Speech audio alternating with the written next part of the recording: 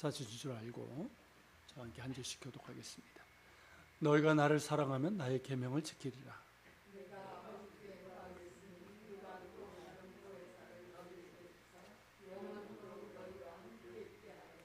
그는 진리의 영이라. 세상은 능히 그를 받지 못하나니 이는 그를 보지도 못하고 알지도 못함이라.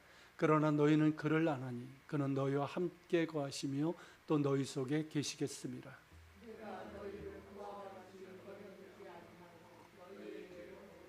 아멘. 구입한 지 얼마 안 된 전기 제품이 갑자기 작동이 되질 않습니다. 어제까지만 해도 잘 돌아갔는데 이상하게 작동이 되지 않습니다. 새로 샀으니까 AS가 되니까 귀찮기도 하고, 그래서 AS 센터에 전화를 하게 됩니다. 그러면 담당하는 사람이 몇 가지를 묻습니다. 그 중에 하나가 전원이 제대로 연결되어 있는지 확인해 보라는 것입니다. 아니, 당연히 연결되었겠지 하고 살펴보니까 어떻습니까? 꽂혀는 있는데 완전히 꽂힌 것이 아니라 살짝 들려 있거나 콘센트 자체가 살짝 들떠 있는 겁니다. 그래서 제대로 꽂았더니 문제없이 작동이 되더란 것이죠. 조금 무한하지만 손쉽게 문제가 해결됐으니 다행입니다. 어떻습니까? 저도 예전에 겪었던 일이고 여러분도 한두 번쯤 겪으셨을 겁니다. 실제로 AS 센터뿐만 아니라 이 제품 사용 설명서, 이 매뉴얼에도 보면 문제가 생길 때 확인하라는 것 중에 하나가 전원이 제대로 꽂혀 있는지를 확인하라는 겁니다. 실제로 그런 경우가 많다는 거죠. 아무리 새 제품이고 성능이 좋은 제품이라 할지라도 전원이 제대로 연결되어 있지 않으면 작동하지 않습니다. 연결은 되어 있어도 전기가 들어오지 않으면 작동하지 않습니다. 그러니까 에너지원에 연결되어 있어야 합니다. 그렇지 않으면 아무리 좋은 제품이라 해도 무용지물이고 그저 보기에만 좋을 뿐 답답할 뿐입니다. 우리는 하나님의 자녀입니다. 아닌 분 손 들어보세요. 없으시죠? 우리는 하나님의 부르심을 받은 일꾼들입니다. 아니신 분 없으시죠? 우리는 하나님의 자녀요, 하나님의 부르심을 받은 일꾼입니다. 하나님의 부르심 가운데 사명이 있는 거예요. 그렇다면 우리에게 당연히 뭐가 있어야 할까요? 그렇죠. 하나님께서 주신 사명에 대한 열정, 그리고 그것을 감당할 능력입니다. 이것이 있어야 됩니다. 그런 것도 없이, 아니 그런 것도 주시지 않고 일을 시키시는 하나님이 아니십니다. 그런데 정말 하나님께서 주신 능력이 내게 있는 걸까요? 하나님께서 나를 부르셨는데 그 부르심의 사명을 감당할 능력이 있는 걸까요? 없다? 왜 나에게 능력이 없는 걸까요? 왜 나에게, 하나님의 일꾼에게 주시는 기쁨, 희락, 능력, 감사, 권세가 없는 걸까요? 하나님께서는 분명 성경을 통해서 우리에게 주셨다라고 하시는데 왜 나에게 그것이 없는 걸까요? 에너지원이 연결되어 있지 않습니다.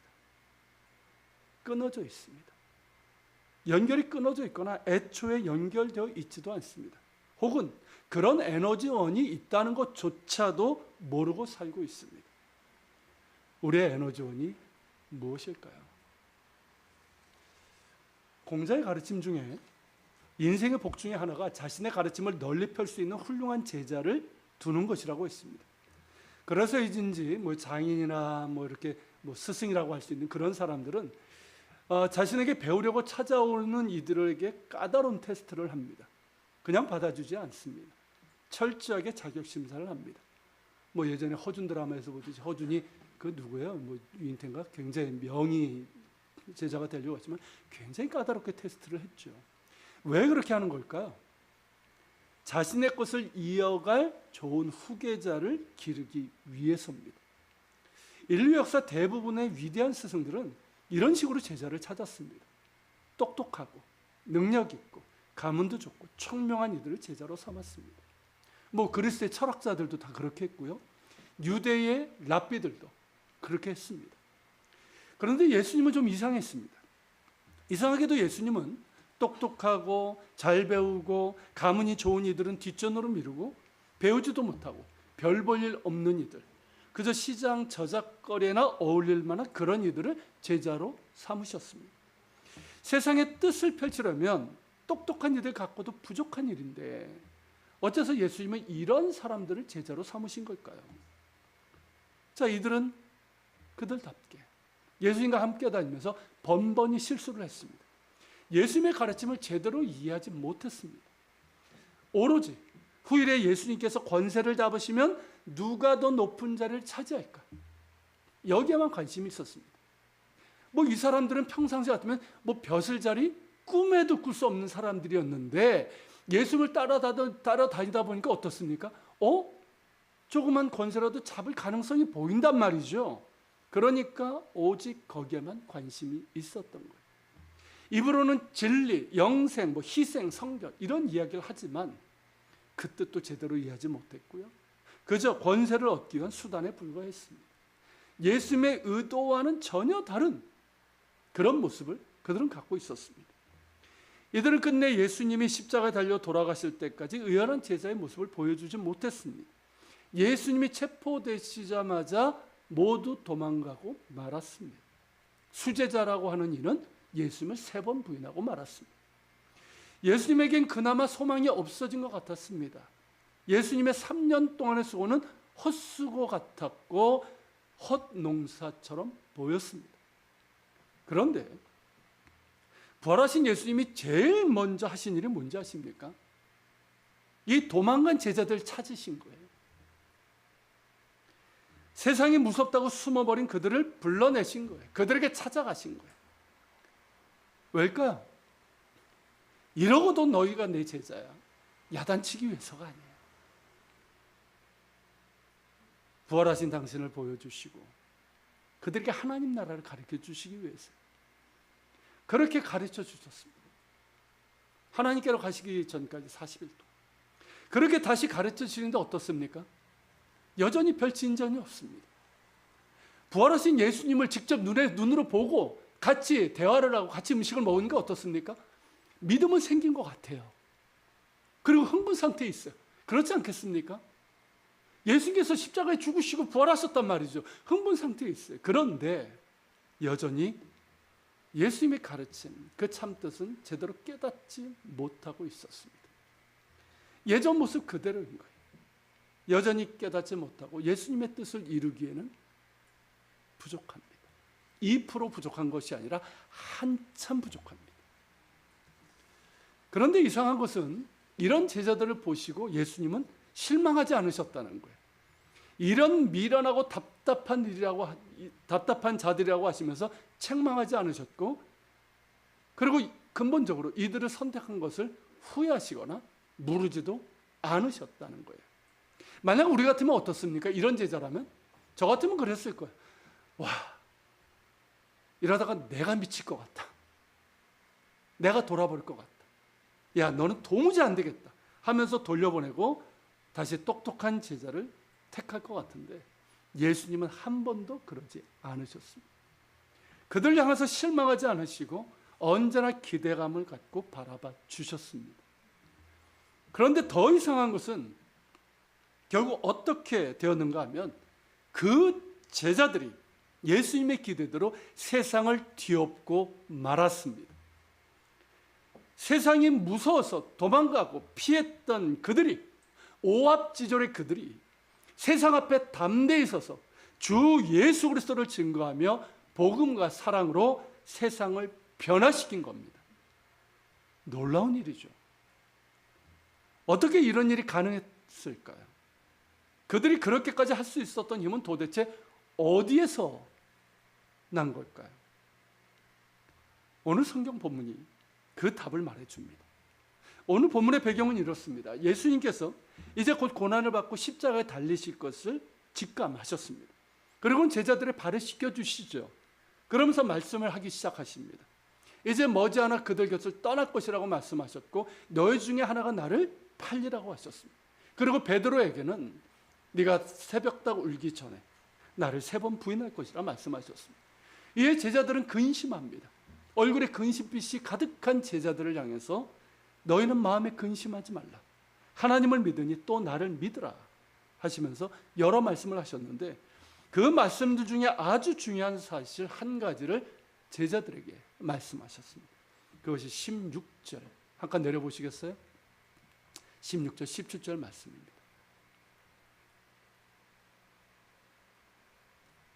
네, 같이 읽겠습니다. 내가 아버지께 구하겠으니 그가 또 다른 보혜사를 너희에게 주사 영원토록 너희와 함께 있게 하리니 그는 진리의 영이다. 그리고 26절도 그렇습니다. 같이 읽겠습니다. 보혜사 곧 아버지께서 내 이름으로 보내실 성령, 그가 너희에게 모든 것을 가르치고 내가 너희에게 말한 모든 것을 생각나게 하리라. 자, 이 실망스러운 제자들을 끝까지 낙심하지 않으시고 바라보셨던 예수님의 계산은 무엇이었을까요? 보혜사 성령이었습니다. 예수님이 하실 일은 거기까지였어요. 이제부터는 성령의 시간입니다. 성령께서 역사하십니다. 성령께서 활동하십니다. 어떤 일을? 예수님께서 십자가에서 구원하신 성도들, 그러나 여전히 연약하고 천방지축인 성도들을 깨닫게 하시고 가르쳐 주시고 훈련시키시고 힘을 더해 주시고 인도하시어 마침내 강한 하나님의 군사로 서게 하시는 이 일입니다. 미련하고 어리석은 우리에게 진리를 가르쳐 주시고 예수님의 말씀이 생각나게 하시고 그 말씀의 뜻을 깨닫게 해주셔서 그것에 근거해서 내 삶을 온전하게 이끄십니다. 바로 이 일을 보혜사 성령께서 하십니다. 예전에 섬기던 교회에서 70이 넘은 권사님이 계셨습니다. 그때만 해도 70 넘으면 굉장히 나이 많으신 분이라고 얘기했잖아요. 그런데 이분은 무학자였습니다. 그러니까 시골에서 태어나서 찢어지게 가난한, 그 당시엔 진짜 찢어지게 가난한 집들이 있었잖아요. 그러다 보니까 여자고 초등학교도 다 오지 못했어요. 들어가지도 못했고 한참 나이가 들어서 한글을 겨우 배우신 분이에요. 그런데 이분을 보면 성경에 대한 이해가 아주 깊습니다. 아는 것도 굉장히 많으시고 이해가 굉장히 깊어요. 그러니까 말씀의 뜻도 잘 깨닫고 목사님의 설교 때 이분이 얼마나 집중해서 듣는지 몰라요. 저도 이제 수요예배나 오후 예배 때 이렇게 설교를 하면 이분 이제 설교하는 걸 보면 그런 분들이 있어요. 설교자가 빨려 들어갈 정도예요. 그러니까 쭉쭉 빨아들이는 그런 분들이 있어요. 바로 그런 분이었어요. 그러니까 집중해서 들을 뿐만 아니라 말씀의 의미도 잘 깨달으시는 거예요. 그래서 구역 식구들에게 그 말씀을 요약해서 다 설명해 주는 거예요. 그래서 구역에서 성경 박사라는 별명까지 얻으신 분이에요. 그런데 이것이 어떻게 가능했을까요? 앞서 말씀드린 것처럼 이분은 초등학교도 나오지 못하신 분이에요. 그럼에도 불구하고 이렇게 하나님의 말씀을 잘 듣고 그 의미도 잘 깨닫고 이해가 깊을 수 있었던 이유는 성령의 역사와 감동이 그 안에서 이루어지기 때문입니다. 물론 이분은 날마다 성경을 읽고 공부하시는 분이에요. 그렇지만 성령의 역사와 감동이 그 위에 있기 때문에 그래요. 이분은 성령을 체험한 분입니다. 성령의 충만함을 늘 사모하시는 분이에요. 늘 겸손히 성령의 임재와 인도하심을 구하신 분이에요. 그러니까 어떻습니까? 성령께서 임재하시고 기름 부어주시는 것이죠. 성령께서 귀를 열어주셔서, 그러니까 예수님께서 말씀하신 것처럼 들을 귀가 열리게 되는 거예요. 귀를 열어주셔서 주의 말씀을 듣게 하시고 눈을 열어서 보게 하시고 생각나게 하시고 깨닫게 해주시는 것이죠. 그러니까 시편의 그 표현처럼, 시편에 그런 표현이 있잖아요. 주의 말씀의 맛이 내 입에 어찌 그리 단지요, 꿀송이보다 더 단이다. 이것이 체험되는 거예요. 성령 충만한 이에게 임하는 은혜입니다. 여러분, 성령 충만을 사모하시길 바랍니다. 겸손히, 그리고 사모하는 마음으로 성령의 임재와 인도하심을 구하십시오. 성령께서 내 귀를 열어서 주의 말씀을 듣게 하시고 깨닫게 해달라고. 그냥 귀로 들린다고 듣는 게 아니잖아요. 깨닫게 해달라고 그렇게 늘 구하십시오. 말씀을 들을 때마다 그렇게 구하시길 바랍니다. 그게 주일 준비예요. 그리고 진리의 성령님을 사모하고 또한 성령의 능력을 사모하십시오. 성령의 충만함을 사모하세요. 그리고 성경을 펼 때도 성경을 읽을 때도, 묵상할 때도 시편에 있는 것처럼 성령께서 내 눈을 열어서 주의 법에 기이한 것을 보게 해달라고 구하시길 바랍니다. 성령이 아니고서는 온전한 그리스도인으로 설 수 없습니다. 온전한 그리스도인으로서 살아갈 수 없습니다. 성령 받아야 합니다. 성령의 능력을 받아야 되고 성령 충만해야 됩니다. 성령께서 나를 고치시고 새롭게 하시고 정결하게 하실 것입니다. 성령께서 나의 연약하고 부족한 것을 채워 주실 것입니다. 성령께서 미련하고 무력한 나에게 지혜와 능력을 주셔서 나를 온전한 그리스도인으로 이끌어 주실 것입니다. 나를 능력과 권세 있는 주의 제자로 이끌어 가실 것입니다. 보혜사 성령이 우리의 힘입니다. 성도의 힘은 성령 충만에 있습니다. 교회의 힘도 성령 충만에 있습니다. 할렐루야. 그렇다면 아무나 성령 충만할 수 있을까요? 그렇지 않습니다. 주님을 사랑하지 않는 이에게 성령은 임하지 않습니다. 내가 연약하다는 것, 못났다는 것, 자꾸 넘어진다는 것, 배움이 짧다는 것, 나이가 많다는 것, 이런 것은 이유가 되지 않습니다. 연약하지만, 못났지만, 자꾸 넘어지지만 그래도 주님을 사랑하고 주님의 말씀을 지키려고 애쓸 때, 그렇게 살려고 힘쓸 때 성령께서 임하십니다. 주님의 말씀을 지키기 위해서 부단히 노력하는 이에게 성령께서 충만히 임하십니다. 악한 마귀는, 귀신은 어느 날 갑자기 누군가에게 임합니다. 무당들이 말하듯 신이 내렸다고 하죠. 제가 무당의 간증을 한번 들은 적이 있어요. 무당이었다가 주님의 정말 강권적인 은혜 가운데 이제 바뀌고 이제 목회자가 된 분인데, 이분이 그 얘기를 해요. 신 내리는 게 뭔지. 그러니까 귀신이 내리는 거죠. 귀신이 내릴 때 그 사람의 의견을 물을까요? 의지를 물을까요? 사모할까요? 아니에요. 그 사람의 의지와 전혀 상관없습니다. 그냥 귀신이 내리는 거예요. 임하는 거예요. 그 사람을 사로잡는 거예요. 왜일까요? 자기의 노예로 삼기 위해서입니다. 노예로 만들었는데 상대방의 의지, 의사 아무런 상관이 없습니다. 그러니까 무조건 귀신이 내리는 거예요. 그러나 비교는 적당하지 않습니다만은 성령님은 그렇지 않습니다. 사모하지 않는 이에게 임하는 법은 없습니다. 길을 가는데 갑자기 비둘기같이 성령 임하지 않습니다. 성령은 우리를 노예로 만들기 위해서가 아니라 우리에게 자유를 주시기 위해서 오시는 분이시기 때문입니다. 성령은 우리를 망가뜨리려 함이 아니라 우리를 건강한 성도로 만들기 위해서 임하시기 때문입니다. 연약한 우리, 그러나 주의 뜻대로 살려고 애쓰는 우리를 온전케 하기 위해서, 돕기 위해서 오시기 때문입니다. 그러게 예수님은 15절에서 이렇게 말씀하셨습니다. 같이 읽어볼까요? 너희가 나를 사랑하면 나의 계명을 지키리라. 잘 보십시오. 지키라는 명령이 아니에요. 명령형이 아니에요. 지키리라, 지킬 것이다 라고 했었어요. 너희가 나를 사랑하면 나의 계명을 지킬 것이다 라는 뜻이죠. 이렇게 주님을 사랑하면서, 주님을 사랑하는 사람들은 어떻습니까? 정말 우리가 주님을 믿고 주님을 사랑함이 베드로가 고백한 것처럼 너무 작죠. 그렇지만 주님을 사랑하는 건 있거든요. 그렇게 주님을 사랑하는 사람은 주의 말씀을 지키려고 합니다. 그런 마음이 있어요. 그렇게 애쓰고 부단히 노력하는 이들에게 계속되는 약속이 뭡니까? 바로 16절에서 이어지는 성령의 강림이에요. 이 약속을 하신 거예요. 다시 한번 읽어볼까요? 내가 아버지께 구하겠으니 그가 또 다른 보혜사를 너희에게 주사 영원토록 너희와 함께 있게 하리니 그는 진리의 영이라. 성령의 다른 명칭이 뭡니까? 또 다른 보혜사예요. 보혜사예요. 보혜사란 곁에 부르다, 이 두 단어가 합쳐진 단어입니다. 누군가를 돕기 위해서 가장 가까운 곁에 부름을 받은 이 그게 보혜사란 뜻이에요. 그러니까 성령은 성도들을 가장 가까이에서 돕기 위해서 오신 분이라는 뜻입니다. 사랑하는 여러분, 주님을 사랑하고 주님의 뜻대로 살기를 애를 쓰시길 바랍니다. 계속 그렇게 하세요.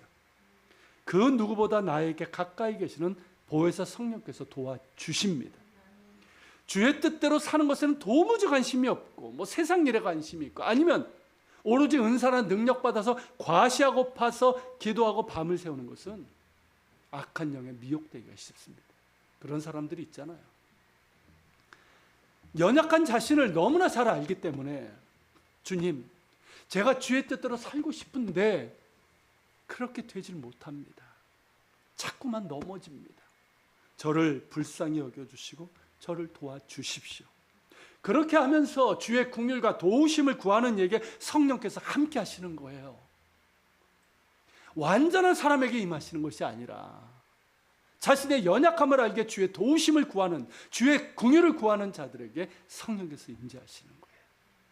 보혜사 성령님은 겸손하고 진실한 성도들을 도와주시기 위해 이 땅에 오셨습니다. 연약하고 부족하지만 주님의 말씀대로 주의 뜻대로 살아가고자 애쓸 때, 그런 자세로 진실된 삶을 살아가고자 애써 나갈 때, 성결한 삶, 구별된 삶을 살아가려고 애쓸 때, 용서하고 사랑하고 섬기는 삶을 살아가고자 애쓸 때 성령은 우리를 붙들어 주시고 도와주십니다. 이렇게 살려고 애쓰는 이들에게 예수님은 아주 분명하게 말씀해 주셨어요. 성령이 영원토록 너희와 함께 있을 것이다. 할렐루야. 성령이 너희와 함께 거하시며 너희 속에 계시겠습니다. 분명한 약속이에요. 이 약속대로 성령께서 강림하셨습니다. 이 약속대로 성령께서 우리와 영원토록 함께 하실 것입니다.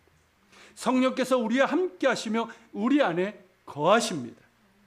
그러기에 더욱 주님을 사랑하고 주님의 뜻대로 살기를 사모합시다.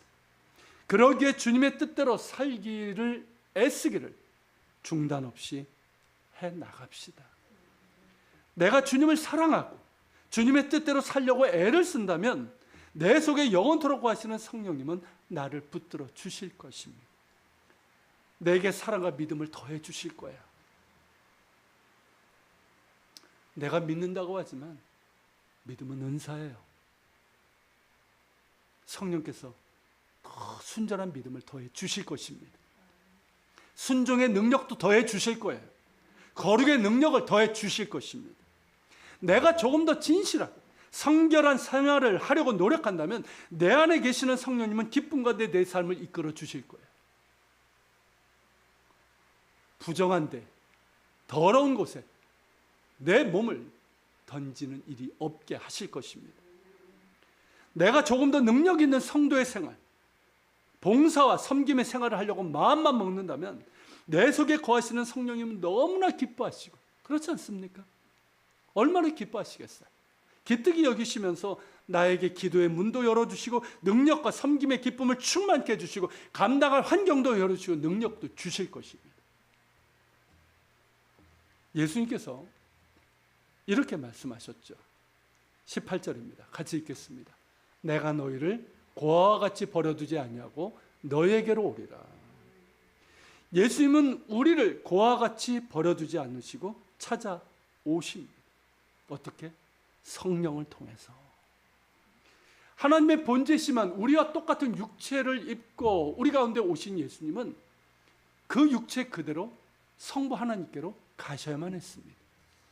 하지만 성령을 통해서 우리와 함께 하시겠다고 약속하신 거예요. 너희를 결코 고아처럼 버려두지 아니하며 다시 오리라 하신 그대로 보혜사 성령을 통해서 우리와 함께 하십니다. 그래요, 여러분, 성령의 임재 가운데 있는 것은 예수님의 임재 가운데 있는 거예요. 예수님께서 심판의 날에 다시 오시는 그날까지 성령을 통해서 우리와 함께 하십니다. 그러게 성령에 함께 하시면 예수님께서 함께 하심이에요. 그러게 성령 충만은 뭡니까? 예수님으로 충만해지는 거예요. 여러분, 성령의 열매는 뭡니까? 예수님을 닮아가는 열매인 거예요. 성령 충만하면 우리 안에 예수님으로 채워집니다. 경험해 보셨습니까? 아시죠? 성령 충만하면 우리 안에 예수님의 마음이, 예수님의 감정 같은 것들이, 예수님의 생각이 내 안에 채워집니다.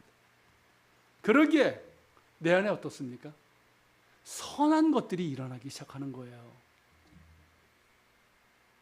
내 안에 선한 것이 없었는데 성령 충만하면 예수님의 것으로 채워지니까 선한 것이 나오기 시작하는 거예요. 여러분 자신 한번 돌아보십시오. 내 안에 지금 선한 것이 있습니까? 자꾸만 내 입술로 선하지 않은 것들이 나간다고 한다면, 내 행동으로 그런 것들이 자꾸만 보여진다면 내 안에 성령께서 충만하지 않다는 증거예요. 여러분 성령의 충만을 사모하시길 바랍니다. 내 안에 예수님이 충만해지면 어떻게 될까요? 예수님의 뜻에 기쁨으로 순종하며 그 뜻을 이루어드는 도구가 될 수 있는 거예요. 그러게 날마다 예수님과 함께하는 삶으로 인해서 기쁘죠, 즐겁죠, 행복한 거예요. 감사가 생기는 거예요. 상황과 상관없이 감사할 수 있게 되는 거예요. 내 안에 예수님으로 충만하니까. 힘들고 고난이 와도 힘들지 않은 건 아니에요. 그렇지만 그 가운데서도 예수님이 원하는 길을 갈 수 있게 되는 것이죠. 볼지어다 내가 세상 끝날까지 너희와 항상 함께 있으리라. 이 말씀이 바로 이 성령 충만을 통해서 이루어지는 축복이고 권세입니다. 성령 충만할 때 우리는 예수님이 내 안에 살아계시고 그 예수님이 내 안에 충만하시며 말씀하심을 느낄 수 있습니다. 이것을 성령 충만 속에 체험하며 고백한 이가 사도 바울이에요. 뭐라고 고백합니까? 빌립보서 4장 13절에서 이렇게 고백합니다. 내게 능력 주시는 자 안에서 내가 모든 것을 할 수 있느니라. 할렐루야. 이게 성령 충만한 사람의 고백이에요. 여러분은 요즘 무슨 힘으로 사십니까? 돈의 힘으로? 자식의 힘으로? 은밀히 감춰둔 통장의 힘으로? 아니면 밥심으로? 세상 사람들은 술심으로 산다고 하지만 여러분 무슨 힘으로 사십니까? 성도는 성령의 힘으로 살아야 합니다. 성령의 능력으로 살아야 됩니다. 그래서 4장 6절에서 하나님께서 이렇게 말씀하시죠. 같이 읽겠습니다. 이는 힘으로 되지 아니하며 능력으로 되지 아니하고 오직 나의 영으로 되느니라. 내 힘으로, 세상의 힘으로, 돈의 힘으로, 사람의 힘으로 되는 것이 아닙니다. 오직 하나님의 영, 성령으로 됩니다. 성도는 성령으로 살아야 합니다. 성령의 힘으로 살아야 합니다. 하늘의 힘으로 살아야 합니다. 은혜의 능력으로 살아야 합니다. 지금 내 인생의 곤고함, 지금 이 난처한 처지, 이해할 수 없는 이 공허함, 이러지도 저러지도 못하는 그런 환경, 이 모두 육신의 힘으로 되는 것이 아니고 육신의 능력으로 해결되지 않습니다. 오직 하나님의 영, 성령의 역사와 권세로 해결됩니다. 그러므로 성령의 역사를 의지하십시오. 사모하십시오. 순종하십시오. 성령님은 나와 함께 하시기 위해서, 나를 돕기 위해서, 나를 온전한 성도로, 온전한 하나님의 사람으로 만들기 위해서, 능력 있는 성도로 세우기 위해서 오신 분이십니다. 그러기에 성령께서 주시는 힘으로 사십시오. 다시 묻습니다. 여러분은 무슨 힘으로 사십니까? 돈의 힘으로? 자식의 힘으로? 세상의 힘으로? 아닙니다. 성도는 성령의 힘으로 삽니다. 성도의 힘은 성령 충만에서 옵니다. 말씀을 들을 때 성령께서 깨닫게 하시는 그 감동을 경험해 보셨습니까? 말씀을 들을 때, 말씀을 묵상할 때, 말씀을 기억하고 읊조릴 때 성령께서 깨닫게 하시는 은혜로 인해서 말씀의 맛을 정말 느껴보신 적이 있습니까? 정말 내 입에 꿀송이보다 더 단 그 황홀한 경험을 해보신 적이 있습니까? 성경을 묵상할 때 어두운 내 눈이 열려서 정말 주의 법이 기이한 것을 보게 되는 그 흥분을 경험해 보신 적이 있으십니까? 하나님의 긍휼과 때를 따라 돕는 은혜를 구하며 오직 십자가를 바라보며 기도할 때 성령께서 임재하시고 내 심령을 만져주시는 그 경험을 해보셨습니까? 사도 바울이 고백한 것처럼 나는 죽고 예수로 사는 그 능력을 경험해 보셨습니까? 예배 가운데 하나님을 찬양할 때, 나의 온 마음으로 성삼일체 하나님을 찬양할 때 우리 가운데 임하시는 성령의 기름 부으심을 경험해 보셨습니까? 하나님께서 우리의 예배를 기쁘시게 받으심으로 인해서 벅차오르는 그 감격, 기쁨을 경험해 보셨습니까? 바로 그 순간 성도에게는 세상을 이길 힘이 주어집니다. 그 순간은 짧지만 성령의 감동, 성령의 역사는 그동안 짓누르던 모든 것을 순식간에 다 날아가게 합니다. 주 안에 기쁨 누림으로 마음의 풍랑이 잔잔하니 세상과 나는 간 곳 없고 구속한 주만 보이도다. 찬송가 288장 3절 가사인데 같이 한번 불러보시겠습니까? 주 안에 기쁨 누림으로 마음의 풍랑이 잔잔하니 세상과 나는 간 곳 없고 구속한 주만 보이도다. 성령의 임재 가운데 주 안의 기쁨에 그 기쁨을 누리니까 어떻습니까? 내 마음의 풍랑이 잔잔해지는 거예요. 돈 문제가 해결돼서가 아니라, 내 상황이 정리돼서가 아니라 성령의 임재 가운데 주 안의 기쁨을 누리다 보니 내 마음의 풍랑이 잔잔해지는 거예요. 내게 근심을 주던 세상은 간 곳이 없어요. 염려, 걱정에 짓눌렸던 나도 간 곳이 없습니다. 오직 나를 구속하신 예수님만 보입니다. 나를 사랑하시는 예수님만 보입니다. 영원히 함께 하시는 예수님만 보입니다. 성령 충만할 때 이 은혜가 나에게 깃듭니다. 사랑하는 여러분, 예수님께서 약속하신 대로 성령님이 오셨습니다. 우리와 함께 하시기 위해서 성령께서 오셨습니다. 믿는 자에게 성령께서 임하십니다. 예수님을 사랑하는 이에게 충만함으로 임하십니다. 말씀에 순종하고자 애쓰는 이, 주의 뜻대로 살고자 애쓰는 이, 구별될 삶을 살고자 애쓰는 이, 용서하고 사랑하며 섬기고자 하는 이에게 성령께서 충만히 임하십니다. 성도는 성령의 능력으로 살아가는 사람입니다. 더욱더 성령의 충만함을 사모합시다. 더욱더 예수님을 사랑하고 겸손히 순종하는 가운데 성령의 충만한 권세가, 세상을 이기는 그 신령한 능력이 우리 모두에게 충만하기를 주의 이름으로 축원합니다. 우리 같이 찬양 드리고 말씀을 기억하면서 기도하는 시간을 갖겠습니다. 오늘 이곳에 계시는 성령님, 우리에게 말씀하시고 우리를 가르쳐 주옵소서.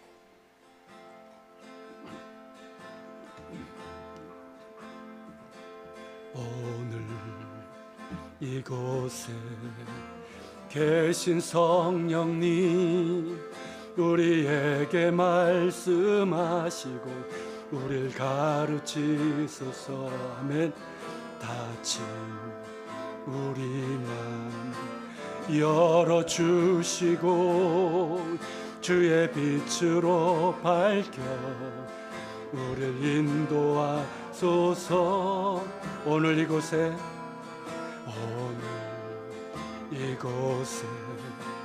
계신 성령님, 우리에게 말씀하시고 우리에게 하시고 우리를 다친 우리 마음, 다친 우리 열어주시옵소서.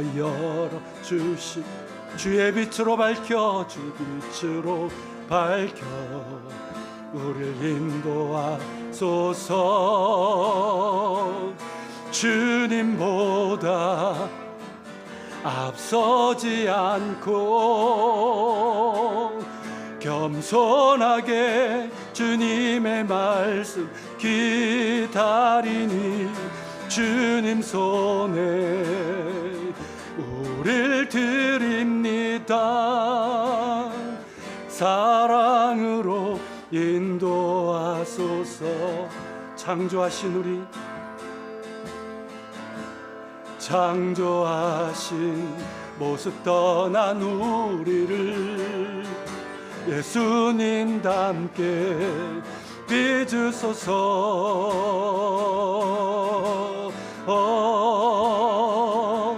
주님보다 앞서지 않고 겸손하게 주님의 말씀 기다리니 주님 손에 우릴 드립니다.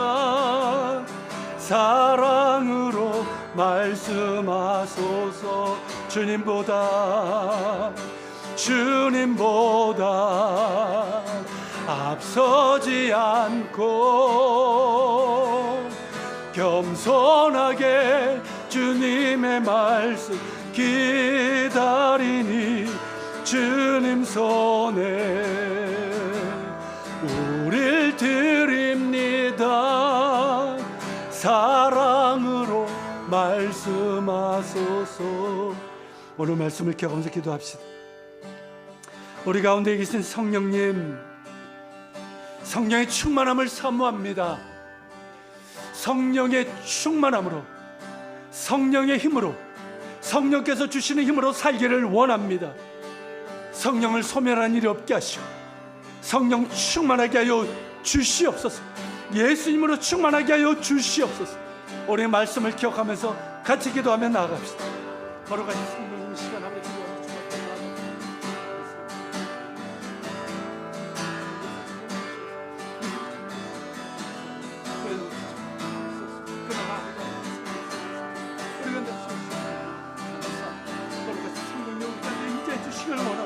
임자여 주시옵소서.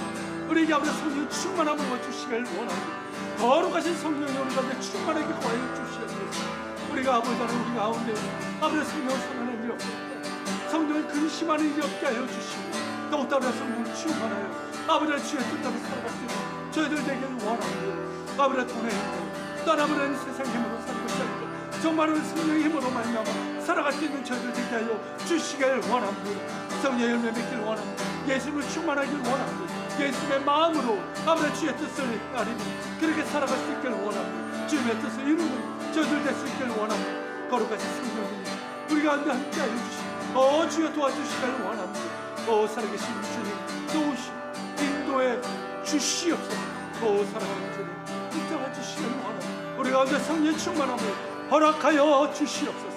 주님 붙잡아 주시고 일어나게 하시고 주여 도와주시옵소서. 우리 가시는 주님 함께 주시길 원합니다. 주님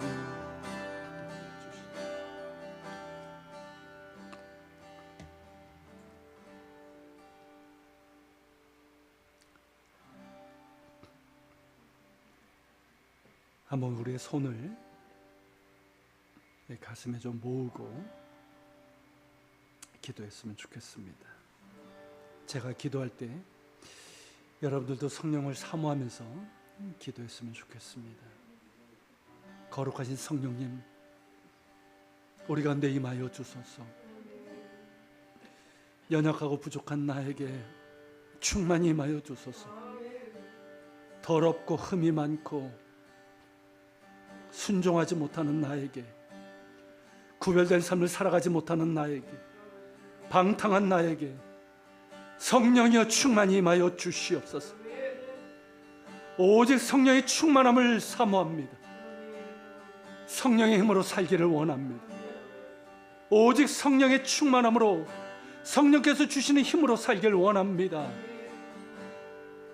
예수님으로 충만하길 원합니다. 예수님의 마음, 예수님의 생각이 내 안에 있기를 원합니다. 그래서 예수님의 뜻을 깨달아 예수님의 뜻을 이루어드리는 도구가 되길 원합니다. 내 안에 선한 것이 없습니다. 성령을 충만하게 허락하여 주옵소서. 그리하여 주님 보시기에 선한 것이 내 입을 통해서 나오게 하시고 내 삶에 이루어지게 하여 주시옵소서. 성령의 열매를 맺길 원합니다. 성령의 능력을 사모합니다. 우리 교회 역시 성령 충만한 교회가 되게 하여 주시옵소서.